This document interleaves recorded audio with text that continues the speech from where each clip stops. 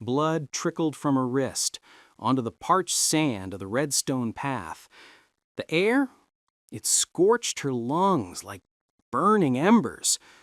Clara Boone ran barefoot across the mesa, her tattered skirt flapping against her thighs, pursued by men whose laughter echoed like coyotes in the dusk. The windows she'd shattered behind her, it still rang in her mind. Just 15 minutes ago, she'd trusted her cousin would aid her escape from the debt her uncle had piled high.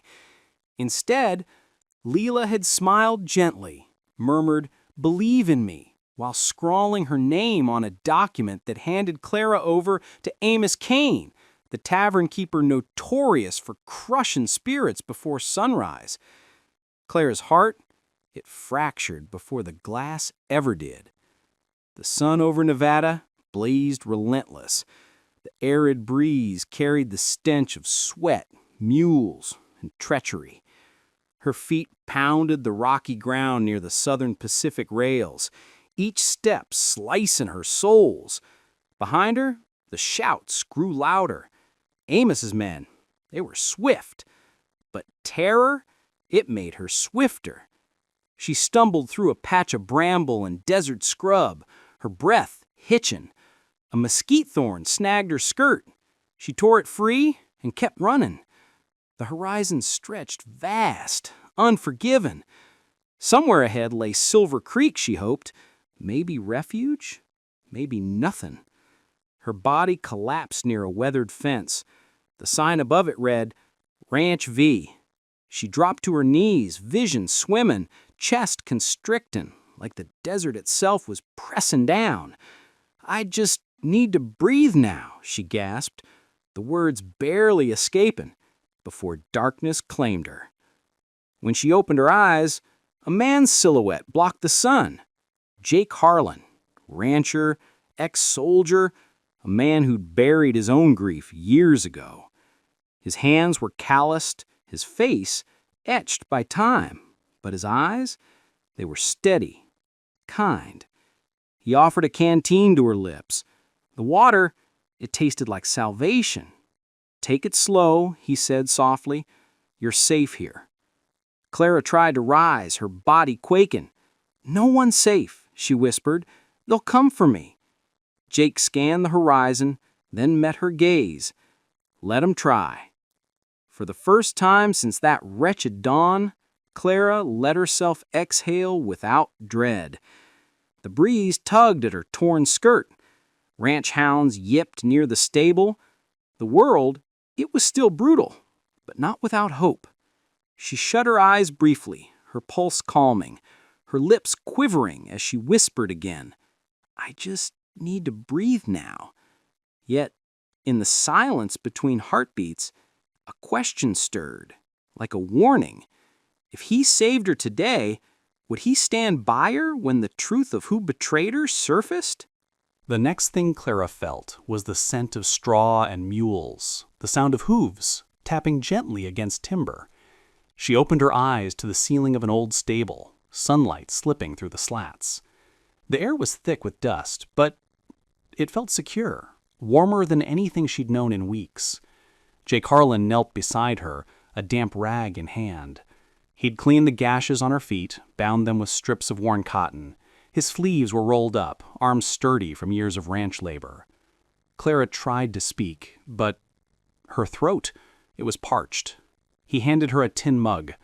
"Sip slowly," he said, his voice calm but firm, the kind that commanded attention. The water tasted like the river itself, crisp, real. Clara drank, coughed, and leaned back against a bale of straw. Every bruise, every ache from the night before, throbbed. Jake glanced at the stable door. "I've sent for Doc Ellis from Harson. He'll be here by dusk." Clara shook her head, fear flaring in her eyes. "No, doctor, please. If they find me, they'll drag me back." He didn't ask who they were. He'd seen fear before in the war, knew the look of someone hunted.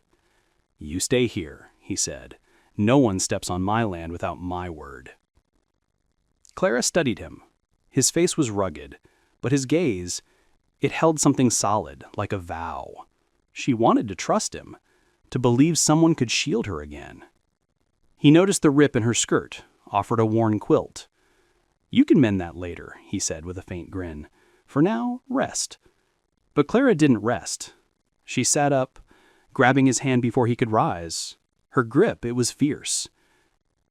"If they come," she said, voice trembling but clear, "I'll fight. I won't be taken again." Jake nodded slowly. "Then you're in the right place," he said. Outside, the sun dipped behind the ridges. Light spilled through the stable's cracks, casting golden streaks across the floor. Clara closed her eyes, breathing in the scent of straw and leather. For the first time, the wind's howl didn't terrify her. Yet in the quiet between them, something heavy lingered. He didn't know her full story, and she didn't know what shadows Jake Harlan carried in his silence. As the last light faded, Clara whispered to herself, "Maybe tomorrow will be kinder." But far beyond the ranch gate, in the deepening dusk, a shadow moved on horseback, tracing the path she'd left behind. Who was this rider, relentless in pursuit? By the third morning, the ranch was still. Too still. The cattle hadn't stirred, the mules wouldn't settle, and the hounds? They kept circling the gate. Jake felt it in his bones before he saw it. Trouble was near. Clara was in the stable, brushing a mare, her skirt patched, but her heart still tender. When Jake entered, she saw the storm in his eyes. "What's wrong?" she asked. He didn't answer at once, just loaded rounds into his old rifle. "Riders coming fast." Clara's breath caught. She didn't need to ask who. She knew Amos would come, and not alone. Hooves thundered through Sagebrush Canyon, dust rising like smoke from a blaze. Jake handed Clara a small revolver. "Stay inside, no matter what," he said. But Clara, she wasn't the same woman who'd fled through the desert. Her fear, it had grown claws. The first shot rang from the ridge. Jake ducked behind the corral, firing back. One of Amos's men hit the ground. The others fanned out, shouting her name like a curse. Clara gripped her jaw, heart racing. Amos rode straight for the stable, his cruel smirk unforgettable. "You can't hide, darling," he called. Clara stepped from the shadows, revolver in hand. "Test me," she said. He lunged for her, but Jake appeared, tackling him into the dirt. The two men grappled, fists flying, dust spraying. Amos was younger, quicker, but Jake, he'd survived worse. One solid punch split Amos's lip. Another left him gasping. Clara saw a hired gun aiming at Jake. Without hesitating, she hurled a stone, striking the man's face. He cursed, his shot going wild, splintering a fence post. Jake disarmed Amos, his knife skittering across the ground. Grabbing Amos by the collar, Jake slammed him into the mud. "Touch her again, and you'll regret it." When the dust settled, Amos was bloodied, bound to a post like a broken beast. Clara stood, trembling, but proud. For the first time, she didn't look like prey. She looked free. Jake turned to her, breathing hard. "You okay?" She nodded, eyes on Amos. "He won't stop, Jake. You know that." Jake glanced at the horizon, then back. "Then we take this to the law." But neither saw the shadow slipping away toward Carson, a rider carrying word of the fight. "Hey friend, take a sip of your tea or coffee. Pause for a moment. Tell me, where are you reading this from, and what time is it for you? If you want to know how justice finds its way to Carson, hit that subscribe button so you don't miss the next chapter." Jake saddled his horse and carried Clara from Sagebrush Canyon to Carson, a long day's ride through dust and quiet. 2 days later, Carson stirred to a sound it hadn't heard in years, wagon wheels grinding through the dirt, carrying Amos Kane in chains. Townsfolk paused, some wiping hands on aprons, others stepping out of the tavern to see the commotion. Jake walked beside the sheriff's horse, hat low, jaw firm. Clara sat in the wagon's back, eyes fixed forward, clutching a small brass locket Amos had once stolen. It wasn't just a trinket, it was evidence. The courthouse smelled of polished wood and stale sweat. The judge sat behind his desk, disinterested at first, until Clara walked in, head high, voice steady. She wasn't the shattered woman from the Redstone Path anymore. Amos tried his oily grin, thinking he held the upper hand. Lila and Cyrus stood behind him, fidgeting, pretending they hadn't caused this mess.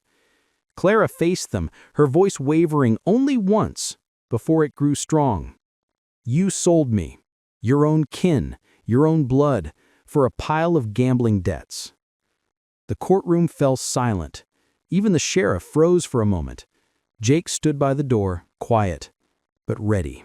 Amos slammed his chained hands on the table. "She's lying," he barked. But before he could continue, Jake pulled a folded paper and the brass locket from his coat. "Found this at the Redstone station," Jake said, setting them on the table. "She pawned it. His signature's on the bill." The judge glanced at a clerk from the station, who stepped forward, nervously. "That's right," the clerk said. "She pawned it herself. I remember the man who signed for it." Jake's voice stayed even. "I served under the judge's cousin in the war. You know me, sir. I don't bring lies to your court." The judge leaned forward, eyeing the signatures. The crowd murmured, a low hum of shock and outrage. Leela's face paled. Cyrus tried to slip out, but two ranch hands blocked him. Clara stepped closer to Amos. "Thought women wouldn't fight back? You were wrong." Amos glared, hatred burning in his eyes, but it didn't matter now. The judge's gavel struck the desk. "The woman walks free," he said. "The men who sold her will face justice." Applause erupted, rough, loud. Jake's man steadied Clara as her knees wobbled. She turned to him, tears mixed with a weary smile. Outside, the sunlight hit her face, bright, pure.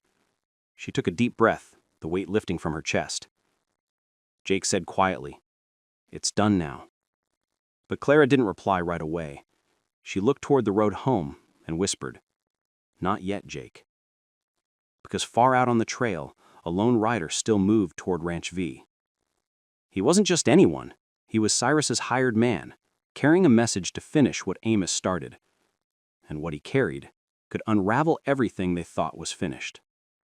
Weeks later, the rider who trailed the wagon never arrived.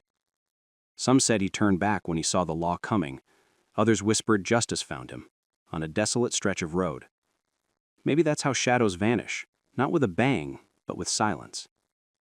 The morning air on the mesa, it smelled different that day. No longer thick with dust or fear, it carried the promise of rain that hadn't fallen, but might. Clara stood at Ranch V's gate, hands resting on the wooden rail Jake had fixed the day before, the same gate where she'd once collapsed, broken, bleeding. Now her stance was steady, her breath even, her heart, though scarred, learning to beat without fear. Jake approached holding 2 tin mugs of coffee. He handed her one without a word. Their silence, it had shifted. It wasn't hollow anymore. It was warm, full of unspoken understanding. "Looks like the foals will be strong this season," Jake said, a trace of pride in his voice. Clara smiled. "Maybe because they've got someone looking out for them who believes in tomorrow." The breeze stirred the tall grass. The world around them, it was still wild, but no longer cruel. It was alive, and so were they. In town, folks still talked about that day in Carson, how a young woman stood against her own kin and walked away free. Some called her bold, others reckless. Claire didn't care about labels. She cared about the quiet moments, the sound of boots on dry soil, the warmth of the sun at dawn. One evening, as she sat on the porch watching Jake mend a saddle, the sky turned amber, fading to indigo. She looked at him and asked softly, "Do you ever think about what would have happened if you hadn't found me that day?" He didn't look up. He said, "Every single day." Then smiled, "But I'm damn glad I did." That was enough. No grand promises, no words etched in stone. Just 2 souls who'd seen life's worst and still chose kindness. Maybe that's the truth of it. Healing doesn't come from vengeance or rage. It comes from finding one person who sees you, truly sees you, and says, "You're safe now." So, friend, if you've ever felt lost, if you've ever fled from something that broke you, hold this close. There's always a Ranch V out there waiting. You just have to keep moving toward it. And before this story fades into the quiet, let me say thank you for spending your time with these words, for every kind thought you share. I've seen many of your comments, and I know some of you read late into the night when the world's gone still. Please, take care of yourself. These stories are for calm evenings, maybe with a warm drink, not sleepless nights. If it's late where you are, rest soon. My age makes long hours at the desk tough, and after editing, my eyes need a break. But maybe that's what time teaches us, to slow down, to care for ourselves and those who walk this path with us. Thank you for being here.